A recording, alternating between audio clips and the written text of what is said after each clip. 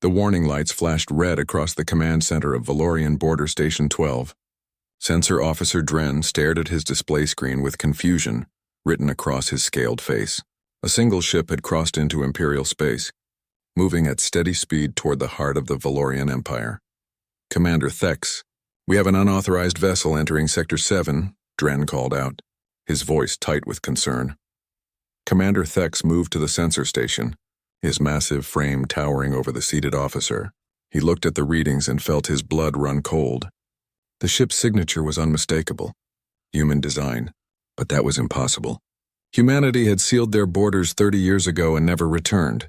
Hail them, Thex ordered. Demand identification and purpose. The communications officer tried multiple frequencies. Nothing. The human ship continued forward, ignoring every attempt at contact. It moved with purpose as if it knew exactly where it was going. Send the readings to Fleet Admiral Kessex immediately, Thex said. This is above our authority. 2 hours later, aboard the massive orbital fortress called Empire's Fist, Fleet Admiral Kessex reviewed the same sensor data. He was an old warrior, with scars from a dozen campaigns marking his thick hide. He had commanded fleets that conquered entire star systems. One small ship did not concern him. They must be lost, said Captain Vornis, his second in command. Or perhaps it is a navigation error. Humans were never strong warriors. Kessex nodded slowly. Send 3 battlecruisers to intercept. The Ravager, the Fist of Glory, and the Thunderhead. Have them destroy this ship if it does not turn back. We cannot show weakness at our borders. The 3 Valorian battlecruisers were impressive vessels. Each one measured over 2 kilometers in length and carried enough firepower to level a small moon. Their crews were veterans confident in their superiority. When they surrounded the human ship 3 days later, they expected quick surrender. Captain Vorl of the Ravager studied the human vessel through his view screen. It was sleek and dark with strange angles that seemed to absorb light rather than reflect it. The ship was perhaps half the size of his battlecruiser, but something about it made him uncomfortable. Human vessel, you have violated Imperial space, Vorl transmitted. Power down your engines and prepare to be boarded. Resistance will result in your destruction. Silence. They mock us with their silence, growled Vorl. All ships' weapons range. Target their engines. Fire on my command. The 3 battlecruisers moved into position, forming a triangle around the human ship. Their massive plasma cannons charged with crackling energy. The human vessel did not raise shields. It did not take evasive action. It simply continued on its course as if the Valorian warships did not exist. Fire, Vorl commanded. Brilliant beams of superheated plasma lanced across space from all 3 ships. The weapons struck the human vessel dead center. Vorl expected to see hull breaches, atmosphere venting, perhaps an explosion. Instead, the plasma simply disappeared against the dark hull. No damage. No effect whatsoever. Impossible, breathed Vorl. What kind of armor? The human ship moved. It did not turn dramatically or accelerate hard. It simply adjusted position slightly, bringing what appeared to be 3 small weapons to bear. They were tiny compared to the massive Valorian plasma cannons, almost insignificant. 3 points of white light appeared. That was all. Just 3 small flashes. The Thunderhead exploded first. Its reactor core breached, sending a shockwave that scattered debris for hundreds of kilometers. The Fist of Glory lasted 2 seconds longer before something punched through its command deck and out the other side, detonating every power system simultaneously. The Ravager's shields held for almost 5 seconds before collapsing. Vorl had just enough time to scream before his ship tore itself apart. The human vessel continued forward without slowing. Behind it, 3 expanding clouds of wreckage marked what had been the pride of the Valorian border fleet. When news reached Fleet Admiral Kessex, he refused to believe it at first. 3 battlecruisers destroyed in seconds, by 1 small ship. The sensor recordings had to be wrong, but deep scans confirmed the truth. The wreckage was real. The human ship was real, and it was still coming. Kessex called an emergency meeting of his senior staff. 20 officers crowded into the strategic command room, all talking at once. Fear was spreading through the fleet faster than official reports. We need to understand what we are facing, said Intelligence Officer Merrickx, a thin female with sharp eyes. I have been searching the archives for information about human military capability. Most files from 30 years ago have been classified or deleted. But what I found is disturbing. She activated a holographic display, Images of old human ships appeared, smaller and less advanced than current Valorian vessels. This is what we knew about humanity 3 decades ago. They were peaceful traders, explorers. They had small defensive fleets. Then suddenly they closed their borders and all contact ceased. Why would they do that? Asked Captain Vornis. I do not know. The records are incomplete. But I found one report fragment that mentioned something called adaptive warfare. Humans apparently have a cultural trait where they learn from every defeat and return stronger. Much stronger. Keswick felt a chill run down his spine. You think they spent 30 years preparing? But for what? No one had an answer. The human ship continued deeper into Imperial space. It passed through the Torrens Nebula, a region filled with automated defense platforms. 20 weapons platforms opened fire simultaneously, using overlapping fields of fire that no ship should survive. The human vessel accelerated through the barrage. Missiles exploded harmlessly against its hull. Energy beams scattered off some kind of field that bent space itself. In response, the ship released what looked like small drones. The drones moved faster than anything the Valorians had ever seen. They struck each defense platform with precision, and strange purple energy rippled outward from each impact. The platforms did not explode. They simply stopped existing, as if they had been erased from reality itself. Commander Thex watched the recordings from Border Station 12. His hand shook slightly. What kind of weapons are those? We do not know, replied Merrickx, who had joined him to study the data. Our scientists have never seen technology that manipulates reality like that. It is beyond our understanding. How long until it reaches the core worlds? At current speed, 72 hours. And Admiral Keswick is assembling the Grand Fleet to stop it. Thex looked at the small, dark ship on his screen. It moved through space like a knife through water, unstoppable and inevitable. Somewhere deep in his warrior's heart, he knew the truth that none of his superiors wanted to admit. This was not an invasion. This was not a scouting mission. This single ship was a message. And the Valorian Empire was about to learn what happens when you forget about humanity. The human vessel continued forward, silent and terrible, leaving nothing but wreckage and fear in its wake. Across the Empire, civilians began hearing whispers of the unstoppable human ship. Some called it a ghost. Others called it vengeance. But everyone agreed on one thing. The Empire had awakened something that should have remained sleeping. And now it was coming for them all. Fleet Admiral Keswick stood on the bridge of his flagship, the Emperor's Wrath, and felt something he had not experienced in 40 years of military service: doubt. Around him, his command staff worked with nervous energy, coordinating the largest fleet assembly in recent Imperial history. 20 warships had gathered in the Torrens Nebula system. 5 dreadnoughts, each carrying enough firepower to conquer a planet. 10 heavy cruisers with advanced targeting systems. 5 support vessels with electronic warfare capabilities.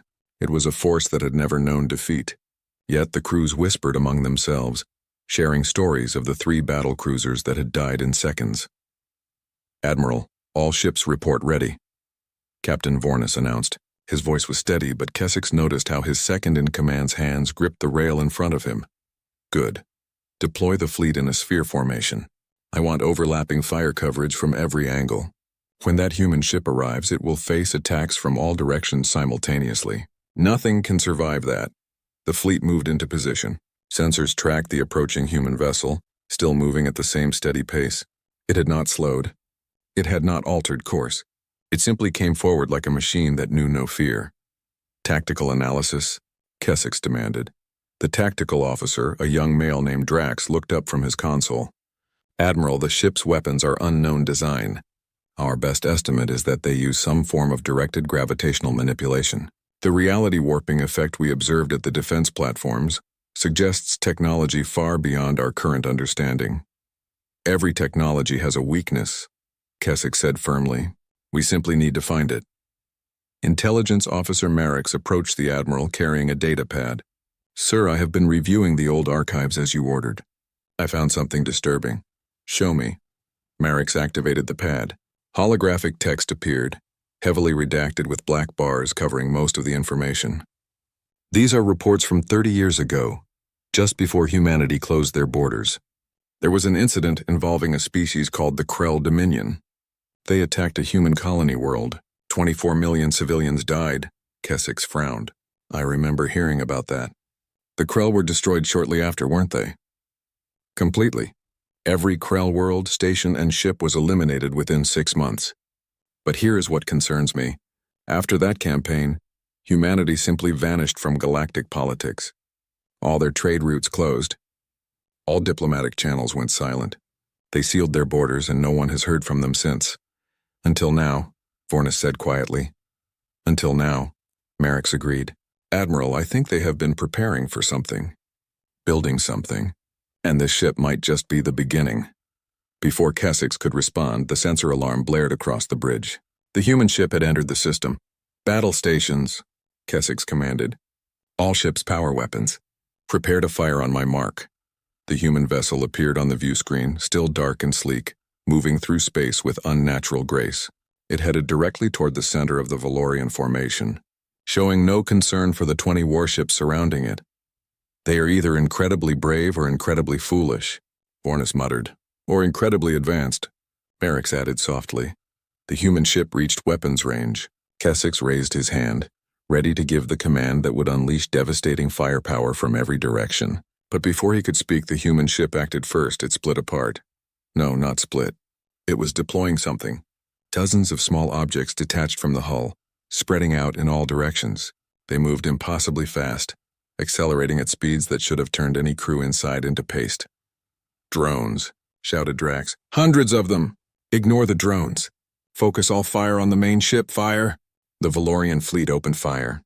Energy beams, missiles, plasma torpedoes, and kinetic rounds all converged on the human vessel from 20 different angles. The space around it lit up like a small sun. Explosions cascaded across its hull. For a moment, Keswick thought they had succeeded. Then the light faded and the human ship remained. Not damaged, not even scratched. It was as if the fleet had been firing at empty space. Impossible, Vornis gasped. The drones reached the Valorian ships. They did not fire weapons. They did not need to. Each drone simply touched a warship's hull and released that same purple energy that had destroyed the defense platforms. The heavy cruiser Vengeance shuddered, then began to fold in on itself.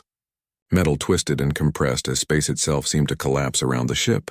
Within seconds, the entire 2-kilometer vessel had been reduced to a sphere of crushed metal, no larger than a ground transport vehicle. Evasive maneuvers, Keswick screamed. All ships scatter. But the drones were faster. They moved with impossible precision, each one targeting a specific ship. The cruiser Dominator tried to jump to faster than light speed, but a drone caught it mid-jump. The ship stretched like rubber, then snapped, leaving 2 separate pieces tumbling through space. The dreadnought Titan's fall had better luck. Its captain activated experimental shield harmonics that actually pushed back 2 drones. But the human ship itself moved then, its main weapons coming to bear. 3 white points of light appeared.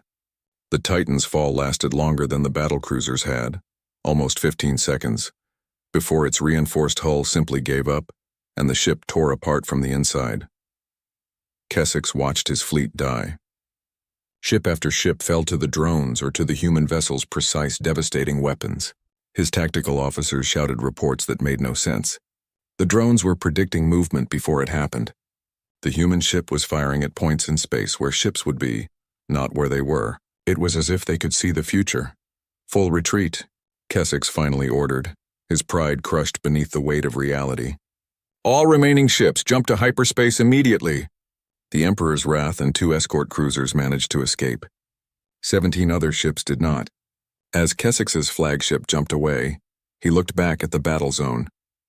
The human ship had already resumed its original course, moving deeper into Imperial space.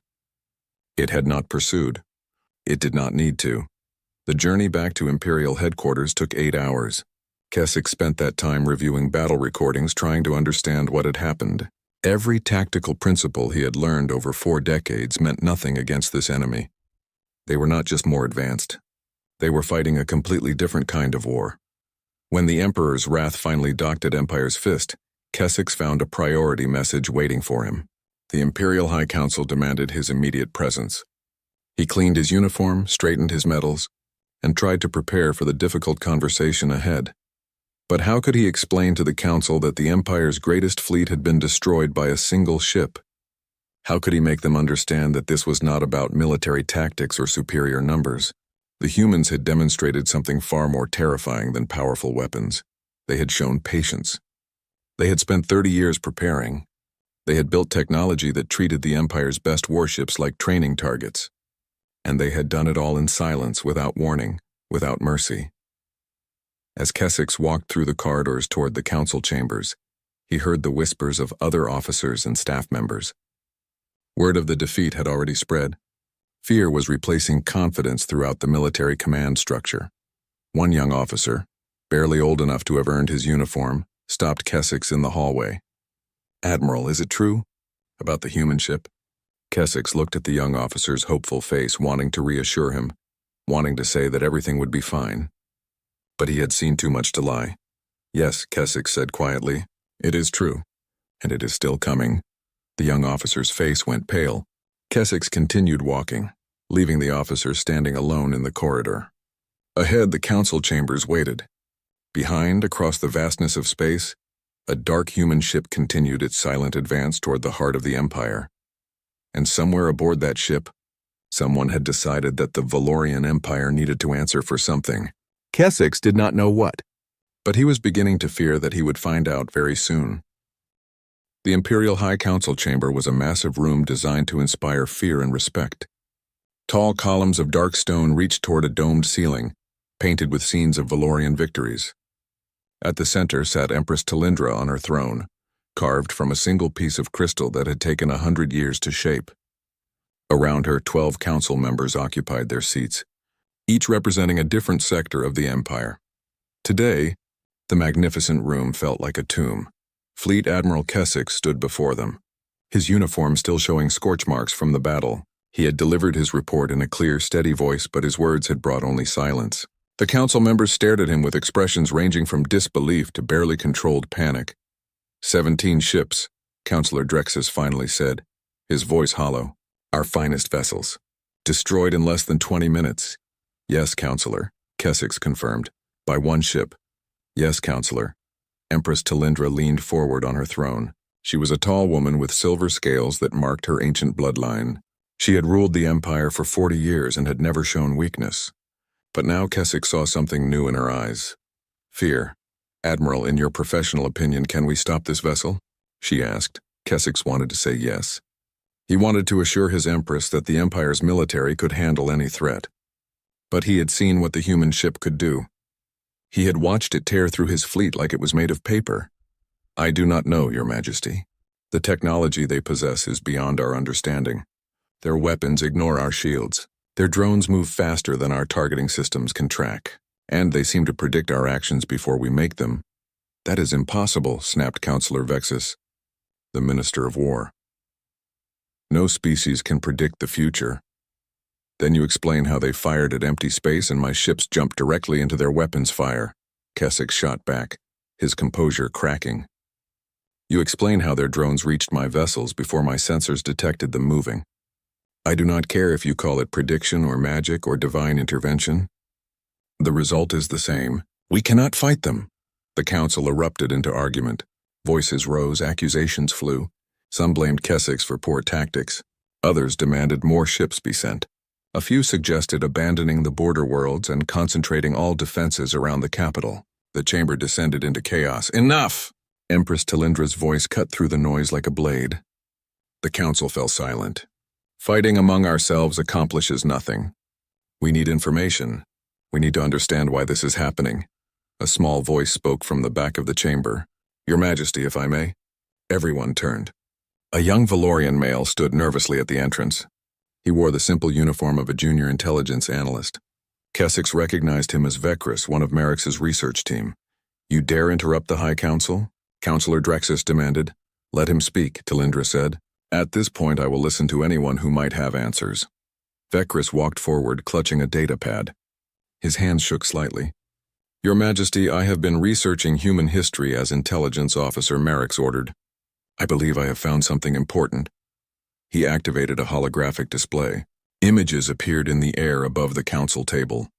30 years ago, humanity was attacked by the Krell Dominion. A colony world called New Terra was destroyed. 24 million humans died. We know this already, Vexus said impatiently. Yes, sir, but what we did not know is how the Krell found that colony. New Terra was in deep space far from any major trade routes. The Krell had no reason to be in that region, yet they appeared with a full invasion fleet and attacked without warning. Vecris touched the data pad, and more information appeared. The Krell were completely destroyed 6 months later. Every world, every ship, every station. Humanity erased them from existence. Then humanity closed their borders and went silent. What is your point? Talindra asked, though Kessex thought he saw understanding dawning in her eyes. Your Majesty, the Krell could not have found New Terra on their own. Someone had to give them the location. Someone sold humanity's colony coordinates to their enemies. The chamber went deathly quiet. That is a serious accusation, Counselor Drexus said carefully. Do you have proof? Vecris hesitated. Not exactly, sir. Most records from that time period have been classified at the highest levels. I do not have clearance to access them. But the pattern is clear. The Krell attacked. Humanity responded by eliminating the Krell. Then humanity went silent for 30 years building something, and now one of their ships has crossed our border. Not to explore. Not to trade. It is coming here with purpose. You think they blame us for the Krell attack? Talindra asked quietly. I think someone in the Empire sold intelligence to the Krell, Your Majesty, and I think humanity spent 3 decades making sure they could hold the guilty party accountable. Several council members shifted uncomfortably in their seats. Kessex noticed that Counselor Drexus had gone very still, his face expressionless. This is speculation, Vexus protested. We cannot make decisions based on— We can check, Talindra interrupted. Counselor Drexus, you were Minister of Intelligence 30 years ago. Access the classified files. Find out if this young analyst's theory is correct. Drexus stood slowly. Your Majesty, those files are sealed for reasons of imperial security.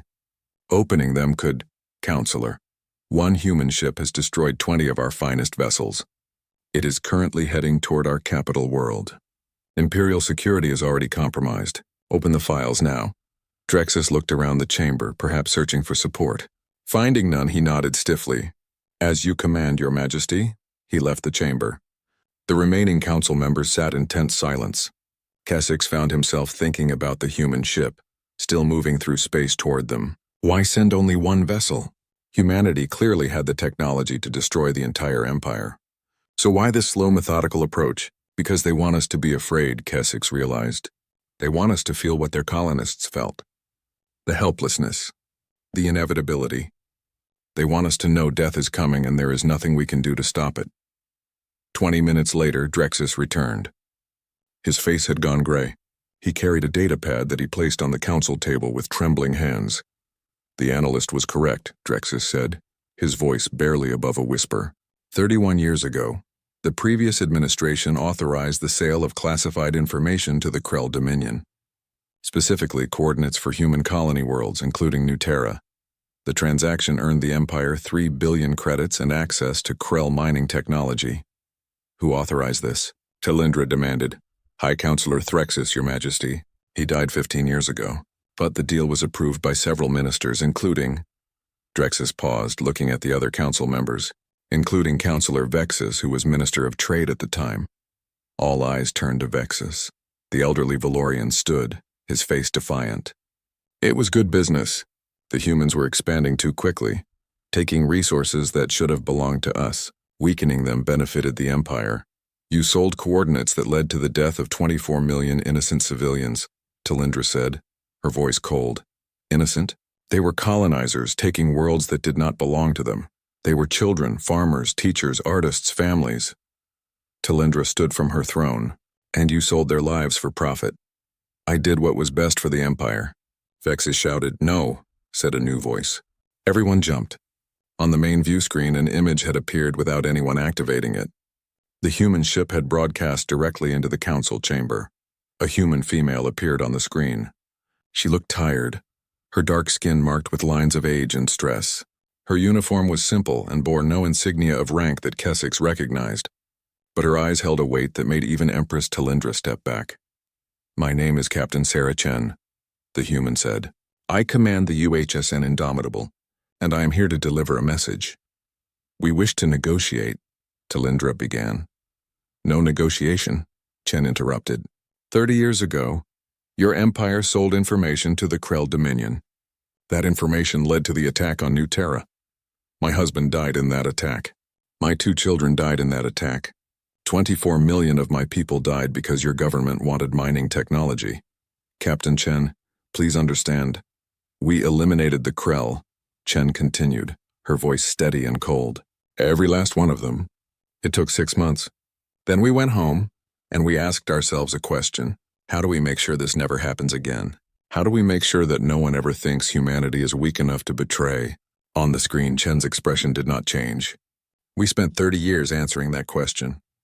The Indomitable is the first answer. There are 19 more ships like it, and we have decided to deliver a message to every government that thinks human lives are acceptable currency. What message? Keswick heard himself ask. That actions have consequences.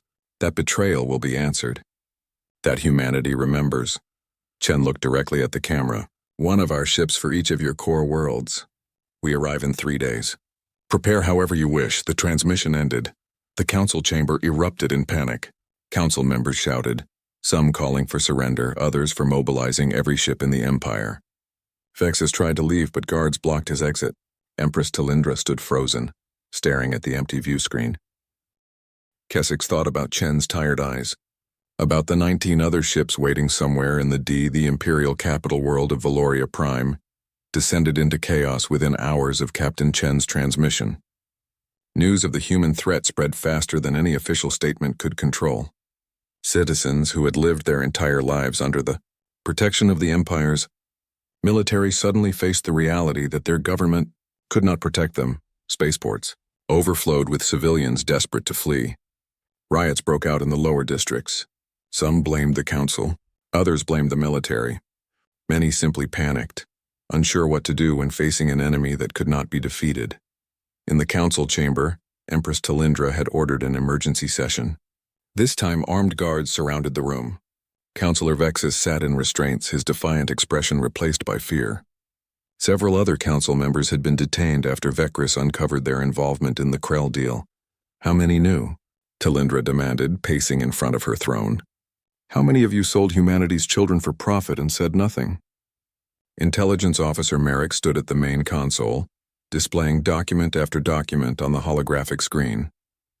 7 current council members approved or knew about the transaction, Your Majesty.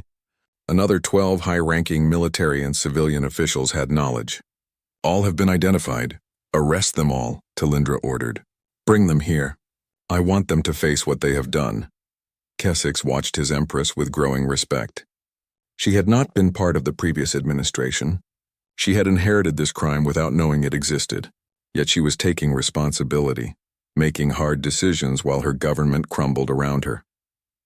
Your Majesty, Councillor Drexus said carefully, perhaps we should focus on defense rather than blame. The human ship will arrive in less than 3 days. Defense?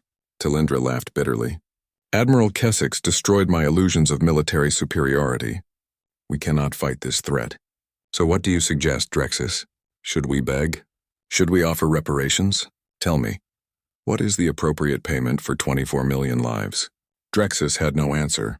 Young analyst Vecris approached the Empress hesitantly. Your Majesty, if I may speak. At this point, Vecris, you have earned the right to speak whenever you wish. Thank you, Your Majesty. I have been studying humanity's history, their culture. They value something they call justice. Not revenge. Justice. There is a difference. Explain, Talindra said, stopping her pacing. Revenge is about causing pain. Justice is about balance, about making things right. The humans spent 30 years building their fleet, yes, but they only sent 1 ship. If they wanted pure destruction, all 20 vessels would have arrived at once. Instead, Captain Chen gave us 3 days. She wants something from us. What? Keswick asked. What could we possibly give them that they could not simply take? Accountability, Vecris said simply. They want us to face what we did, to acknowledge it, to make it right somehow. You cannot make murder right, Drexus muttered. No, Vecris agreed, but you can ensure it never happens again. You can change. Talindra stood very still, thinking. Finally, she turned to Keswick. Admiral, what is your honest assessment? If I tried to reach the Indomitable, could I get close enough to speak with Captain Chen? Your Majesty, that is suicide. You saw what happened to my fleet. That is not what I asked. Could I reach the ship? Kessex considered. The Indomitable has not fired on unarmed vessels. It destroys military targets but ignores civilian ships. If you approached in a small shuttle, broadcasting peaceful intent, possibly, then that is what I will do. The council erupted in protests. Even Kessex felt compelled to object.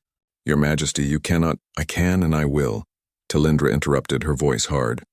My predecessor's government committed this crime. I inherited the empire built on that crime. If someone must face humanity's judgment, it should be me. Let me go instead, Kessex offered. I am expendable. You are the Empire. No, Admiral. The Empire is 20 billion citizens on 50 worlds. The Empire is children who had no part in this crime. I am just one person wearing a crown. And right now, wearing this crown means taking responsibility. She turned to her personal guard. Prepare my shuttle. I leave within the hour.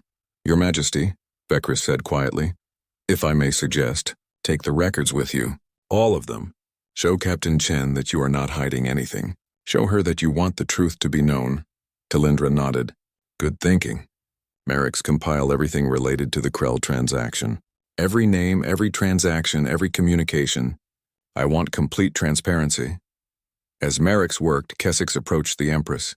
Your Majesty, what will you say to them? Talindra smiled sadly. I will tell them the truth. That my government betrayed them. That I am sorry. That I want justice, not war. And then I will accept whatever judgment they deliver. They may kill you. Then I will die knowing I did the right thing. Better that than living as the ruler of an empire built on cowardice and greed. 2 hours later, Empress Talindra's personal shuttle detached from the royal station. The small craft was unarmed, unshielded, and transmitted her identity on all frequencies. She piloted it herself, having dismissed her guards and advisors. Only she would face what came next. The Indomitable had entered the Valorian home system 4 hours ahead of schedule.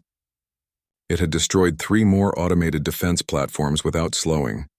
Now it held position just beyond the orbital range of Valoria Prime's largest moon, a dark shape against the stars. Talindra broadcast as she approached. Captain Chen, this is Empress Talindra of the Valorian Empire. I come unarmed and alone. I request permission to speak with you. I have information about the Krell transaction. I want to discuss terms. Silence. The shuttle continued forward. Talindra's hands were steady on the controls, but her heart pounded. This close, she could see the Indomitable clearly. It was beautiful in a terrible way, all smooth curves and dark metal that seemed to drink in starlight. Strange energy flickered across its surface like lightning trapped under glass. Just as she thought she would crash into the hull, a section of the ship opened. A tractor beam caught her shuttle gently, pulling it inside. The opening sealed behind her and lights activated in what appeared to be a landing bay. Talindra stepped out of her shuttle. The air was breathable, slightly warmer than Valorian standard. She walked across the bay, her footsteps echoing. At the far end, a door opened. Captain Sarah Chen stood waiting. She was smaller than Talindra had expected, barely reaching the Empress's shoulder. Her dark uniform was simple and worn, but her eyes held depths of sadness that made Talindra want to look away. You came alone, Chen said. That was brave. Or foolish. Perhaps both, Talindra admitted. Captain Chen, Follow me, Chen interrupted. There are things you need to see. She led Talindra through corridors that hummed with power. The walls seemed to pulse with energy. Occasionally, Talindra glimpsed other humans all wearing the same simple uniforms. They watched her pass with expressions that ranged from curiosity to cold hatred. They reached a large room that appeared to be the ship's bridge. Holographic displays covered every surface, showing star maps, tactical readouts, and data streams that Talindra could not begin to understand. This is the Indomitable, Chen said, one of 20 vessels humanity built over the last 3 decades. Do you know what we call this class of ship? Talindra shook her head. Reckoning class, because that is what they are for. Bringing reckoning to those who harm humanity. Chen touched a control and one of the large displays changed. It showed a pastoral scene. Green fields, blue sky, children playing. This was New Terra, my home. My husband taught literature at the university. My daughter wanted to be a doctor. My son loved music. They were good people living peaceful lives. The image changed. Now it showed fire, destruction, bodies. The Krell arrived without warning. Their ships bombarded the planet for 6 hours. Then they landed troops and killed anyone who survived. My family was in the capital city. They had no chance. Talindra felt tears forming. Captain, I am so sorry. I did not know. No one knew. That was the point. Chen turned to face her. But we found out. It took time, but we traced the Krell's movements, found their communications, cracked their codes. And we learned that they should never have known New Terra existed. Someone told them. Someone from your empire. I brought the records, Talindra said, holding out a data pad. Everything about the transaction. Names, dates, payments. 7 current council members were involved. They are under arrest. I will hand them over to you if you wish. Chen took the pad and reviewed it quickly. Councillor Vexus, Minister Threxus. Yes, we knew most of these names already. We have been watching your empire for 3 decades, Empress. We know everything. Then why this? Talindra asked. Why send one ship? Why give us 3 days? If you want vengeance, you could have simply destroyed us. Because we are not the Krell, Chen said quietly, and we are not the Valorian Empire. We do not kill the innocent to punish the guilty. We want justice, not genocide. She gestured at the holographic displays. Look, really look, Talindra studied the screens. She saw not just the Valorian Empire, but other governments throughout the sector. Data streams showed illegal trade, slavery, exploitation, warfare. Dozens of civilizations engaged in crimes similar to what the Valorian E-Captain Chen led Empress Talindra to a large chamber with transparent walls that looked out into space. The view was breathtaking. Stars stretched in every direction, and in the distance, Valoria Prime glowed like a blue jewel. Beautiful, is it not? Chen said. 20 billion people on that world. Most of them have never hurt anyone. They work, they raise families, they dream of better futures, just like my people did on New Terra. Talindra stood beside the human captain, feeling very small. Are you going to destroy it? That depends on you. Chen touched a control panel and a holographic display appeared between them. It showed star maps, trade routes, and data about various governments in the sector. For 30 years, humanity has been preparing, not just building warships, but gathering information. We have surveillance networks throughout known space. We know about the Valdran hegemony's slave trade.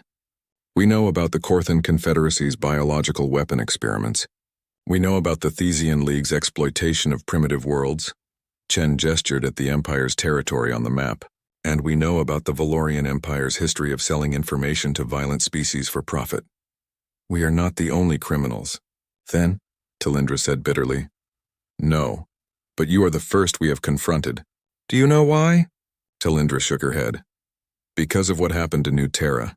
Because 24 million of my people died due to your empire's greed, but also because we needed to send a message to everyone else. Chen's eyes were hard. The galaxy needs to understand that humanity will no longer be ignored, that we have the power to enforce justice, and that we are willing to use it. So this is about revenge. No, Chen said firmly. This is about accountability. There is a difference, Empress. Revenge would be destroying your capital world, killing your people the way mine were killed. But that would make us no better than you, no better than the Krell. She changed the display, showing images of the 19 other Reckoning-class ships. They floated in space at various locations, dark and deadly. These vessels are positioned near major governments throughout the sector. They are watching, waiting. If we give the command, they will act. But we have not given that command. Why not? Talindra asked.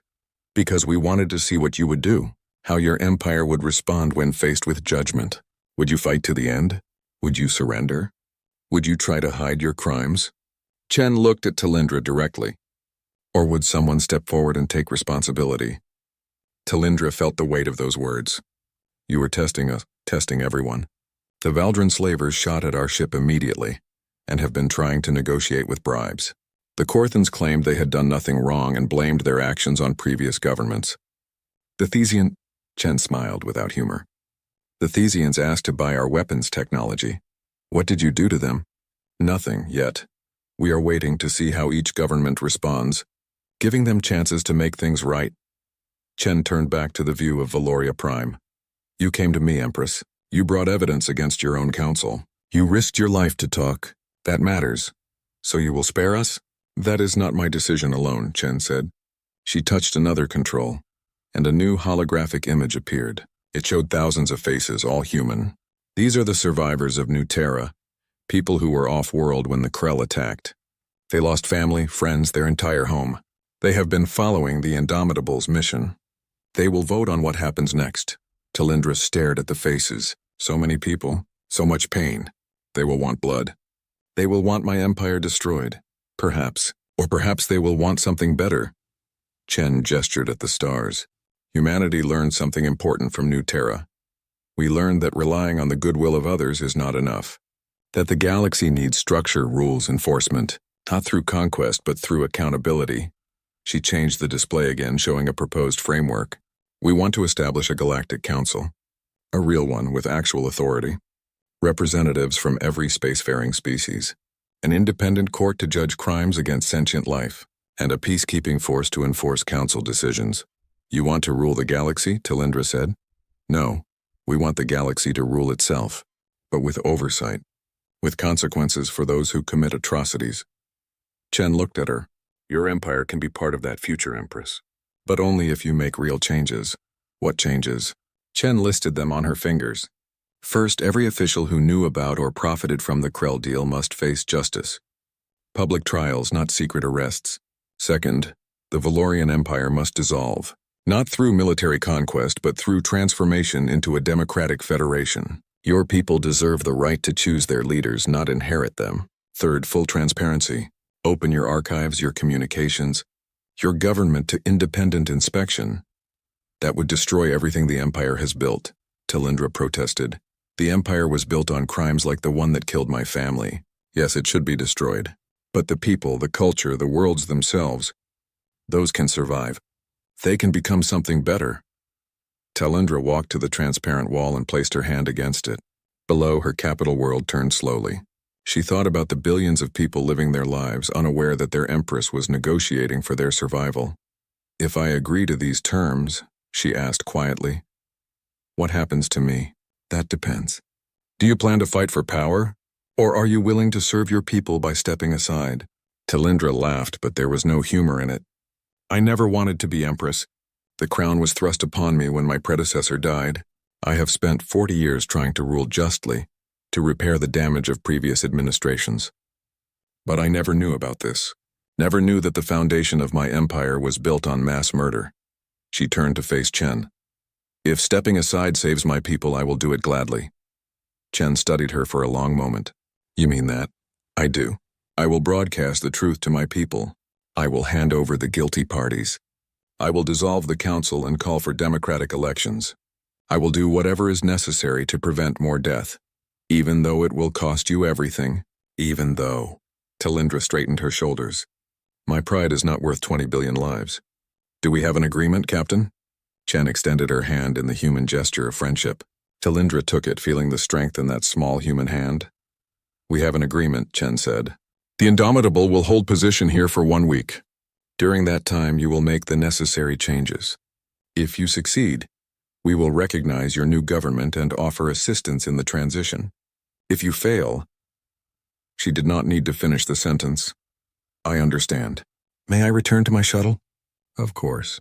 But Empress, there is one more thing. Chen activated one final holographic display. It showed the faces of Chen's husband and children, smiling in a family portrait. Remember these faces. Remember why this happened, and make sure it never happens again. Talindra looked at the happy family that no longer existed. I will, Captain. I promise. The return journey to Valoria Prime took 3 hours. Talindra used that time to prepare her speech. When her shuttle docked at the Royal Station, she ignored her advisors and guards. She went directly to the main broadcast center and commandeered the equipment. Within minutes, her face appeared on every screen across the Valorian Empire. Citizens stopped what they were doing to listen. Council members watched from their cells. Admiral Kessex and his officers gathered around displays throughout the fleet. My people, Talindra began, I come to you with a burden of truth. 30 years ago, our government committed a terrible crime. She told them everything. About the Krell deal, about New Terra, about the 24 million humans who died because of Valorian greed. She named the guilty council members. She showed the evidence. She hid nothing. I cannot undo what was done, she continued, her voice steady despite the tears on her face. I cannot bring back the dead. but I can ensure that our empire never again profits from genocide. Effective immediately, I am dissolving the Valorian High Council. I am announcing free elections for a new democratic government, and I am stepping down from my position as Empress. The galaxy seemed to hold its breath. I have negotiated with Captain Chen of the human vessel Indomitable. She has agreed to spare our worlds if we make these changes, if we face our crimes honestly, if we transform from an empire into something better. Talindra looked directly into the camera. The choice is yours now, my people. Choose leaders who will serve you with honor. Build a government based on justice, not power. And remember the cost of forgetting that all sentient lives have value. She ended the transmission and sat back, exhausted. Within hours, the transformation began. Council members were brought to trial. Citizens organized voting systems. Democratic movements that had been suppressed for decades suddenly found their voice. It was messy. It was chaotic. But it was change. 5 years later, Captain Sarah Chen, now Admiral Chen, stood on the observation deck of the Indomitable. The ship patrolled the border between what had been the Valorian Empire and was now the Valorian Federation. Trade had resumed. Diplomatic relations had been established. Children from both species learned about the tragedy of New Terra in their history classes, ensuring that the lesson would not be forgotten.